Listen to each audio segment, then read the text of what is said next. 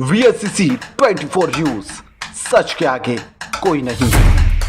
BSc Sanjay Singh VO Faridpur Shishpal के निर्देशन में इंग्लिश मीडियम कंपोजिट निपुण स्कूल नवदा बिलसंडी में संचारी रोग पर एक दिवसीय स्मार्ट वर्कशॉप का आयोजन किया गया, जिसमें सीएचसी के वरिष्ठ चिकित्सक डॉक्टर जीएस राही ने ऑनलाइन बच्चों को संचारी रोगों के विषय पर महत्वपूर्ण जानकारी दी। साथ ही डॉक्टर अमित शर्मा और डॉक्टर अखिलेश उपाध्याय ने संचारी रोगों से बचने के उपायों पर उपयोगी टिप्स दिए।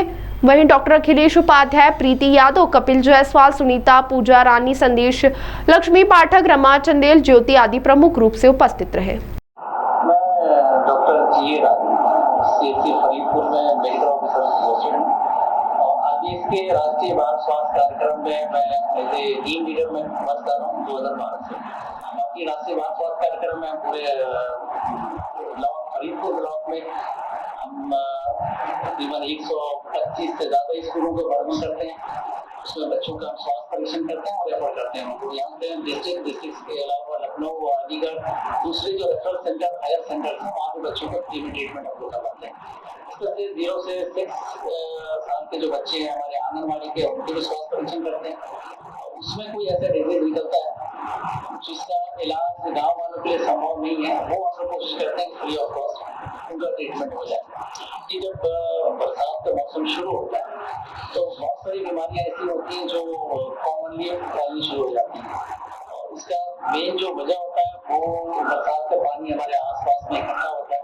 उसमें जो मच्छर पैदा होते हैं उससे मलेरिया और डेंगू जैसी बीमारी होती है, जो अगर सही टाइम पे ट्रीटमेंट नहीं हो तो ये जानलेवा साबित होती है।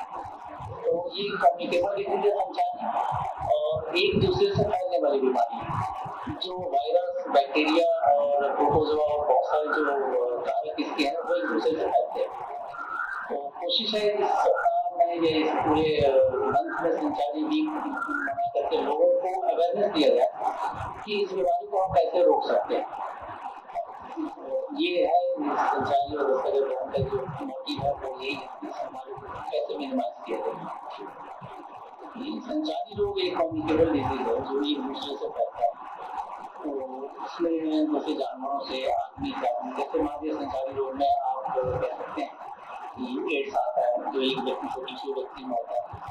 मलेरिया एक व्यक्ति को अगर किसी को मलेरिया की बीमारी है मच्छर ने उसको काटा कि उसी घर में या उसके आसपास के एरिया में दूसरे किसी को काटा तो उसको होगा।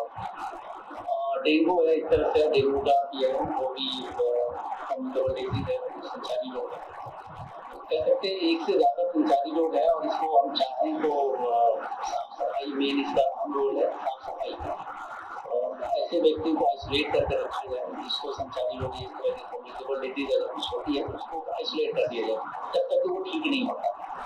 अंत में ये जानना चाहेंगे कि आपकी तरफ से क्या संदेश है अभिभावकों को और बच्चों को, साथ ही साथ शिक्षकों का क्या फर्ज है, किस तरीके से वो इस अभियान को और कारगर बना सकते हैं? मैं ये कहना चाहूँगा कि जो स्कूल्स में शिक्षक हैं उनका एक अहम रोल है इसके अंदर कि उनके जो स्कूल में बच्चे आते हैं उस खासतौर से उनके साफ सफाई पे ध्यान दें, उनको प्रेरित करें कि हम कैसे साफ सफाई करके बहुत सारी बीमारियों से बच सकते हैं। और इस तरह से अभिभावक भी स्कूल से कनेक्टेड होते हैं, वो भी आते हैं, तो उनको भी इससे प्रेरणा दिया जाए कि हम अपने आसपास के जो वातावरण है उसको कैसे साफ सफाई रखें ताकि इस तरह के जो डिजीज हैं कम्युनिकेबल डिजीज या दूसरे और भी